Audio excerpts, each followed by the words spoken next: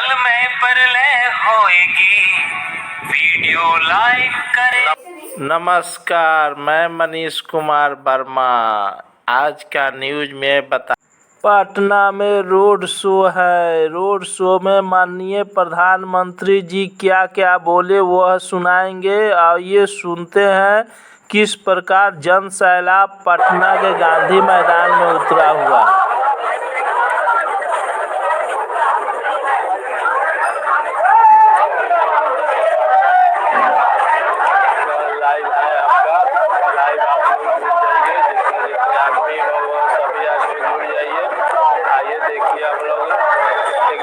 Road चौराहा पर पहुंच गया है।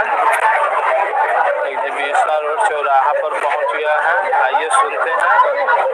ऐसा कुछ नहीं है, ऐसा डोमरा पर भी है ना, जो कभी ऐसा भी कभी नहीं कोई बात नहीं है। वो भगवान के रूप में आ रहे हैं बिहार में। आइए देखिए क्या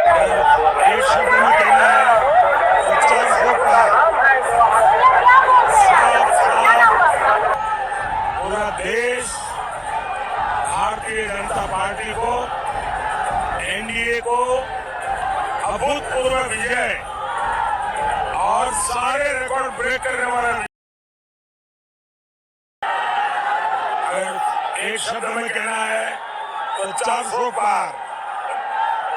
साफ साफ पूरा देश भारतीय जनता पार्टी को, एनडीए को अभूतपूर्व विजय और सारे रिकॉर्ड ब्रेक करने वाला विजय इस चुनाव में निश्चित है।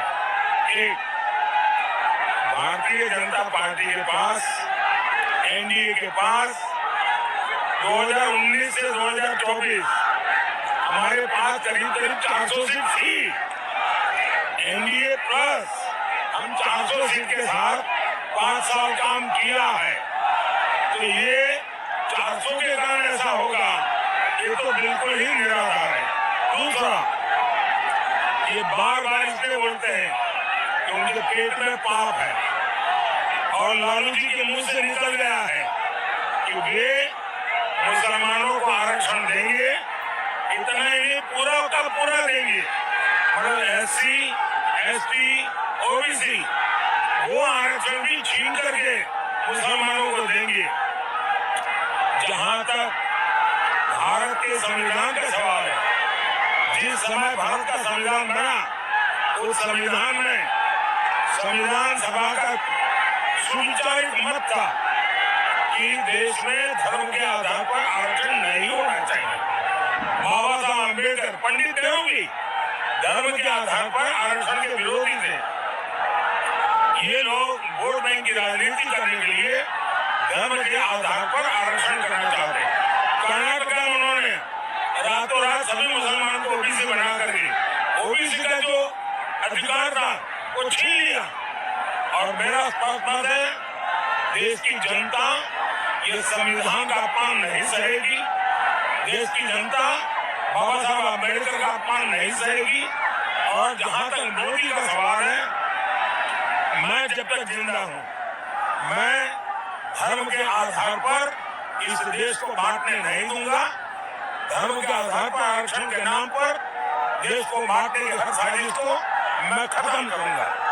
लोगों ने पहली बार देखा है कि लगातार नोटों के पहाड़ पकड़े जा रहे हैं। नोट गिनने वाले मशीन थक जाते हैं और ज्यादातर पैसे राजनेताओं के हाथ से पकड़े गए हैं, दूसरे ब्यूरोक्रेट के हाथ से पकड़े गए, ड्रग माफियाओं के हाथ से पकड़े गए हैं, गन रनर के हाथ से पकड़े गए हैं। तो देश की जनता देख रही है, 1.25 लाख करोड़ रुपया पकड़े जाना, और उसके बाद भी अगर आपको तो ईडी की तारीफ करनी चाहिए कि वो कम से कम काम कर रहे हैं। उनको जो तनख्वाह मिलता है उसका ईमानदारी से काम कर रहे हैं। दूसरा, मेरा मत है कि जिसका पैसा गया है, जैसे बिहार में नौकरी के बदले में जमीन ले ली है, जब उसका ट्रेन मिलेगा मैं उन सबकी जमीन वापस मिले इसके लिए सारी कानूनी एक्टिविटी करूंगा। बंगाल में शिक्षक भर्ती, जिन गरीब बच्चों से पैसे लेकर के झूठी नौकरियां दी, उस बंगाल में ट्रेन है कि इसके पास से इतना पैसा लिया, पैसे जब्त किए हैं। मैं चाहता हूं गरीबों का जो पैसा है वो मैं वापस लौटाऊंगा।